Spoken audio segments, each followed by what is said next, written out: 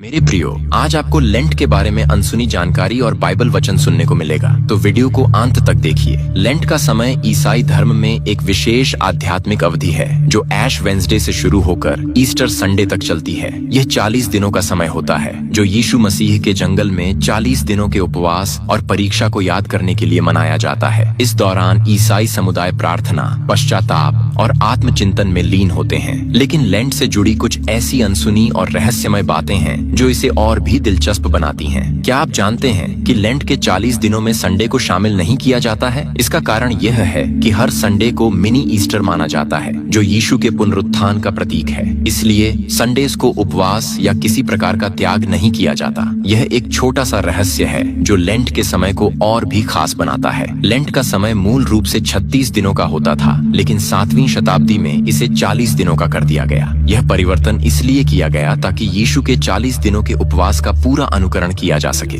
यह बदलाव एक रहस्य की तरह है जो इतिहास की गहराई में छिपा हुआ है। ऐश वेंसडे को लेंट की शुरुआत के रूप में मनाया जाता है। इस दिन लोगों के माथे पर राख का चिन्ह लगाया जाता है जो मनुष्य की नश्वरता और पश्चाताप का प्रतीक है। यह राख आमतौर पर पिछले साल के पाल्म संडे की पत्तियों को जलाकर बनाई जाती है। यह प्रक्रिया एक रहस्यमय और गहन आध्यात्मिक अनुभव प्रदान करती है। लेंट के दौरान चर्च में बैंगनी रंग का प्रयोग किया जाता है जो पश्चाताप, समर्पण और राजसी गरिमा का प्रतीक है। यह रंग लेंट के समय की गंभीरता और पवित्रता को दर्शाता है। बाइबल में कई वचन हैं जो लेंट के महत्व को समझाते हैं और इसे आध्यात्मिक रूप से समृद्ध बनाते हैं। मत्ती 4 का 1 से 2 वचन, तब यीशु आत्मा के द्वारा जंगल में ले जाया गया शैतान के द्वारा परीक्षा करने के लिए, और जब वह 40 दिन और 40 रातों तक उपवास कर चुका तो उसे भूख लगी। यह वचन लेंट के मूल को दर्शाता है। यीशु के 40 दिनों के उपवास और परीक्षा को याद करके हम भी अपने जीवन में आत्मसंयम और आत्मचिंतन का अभ्यास करते हैं। योएल 2 का 12 से 13वां वचन,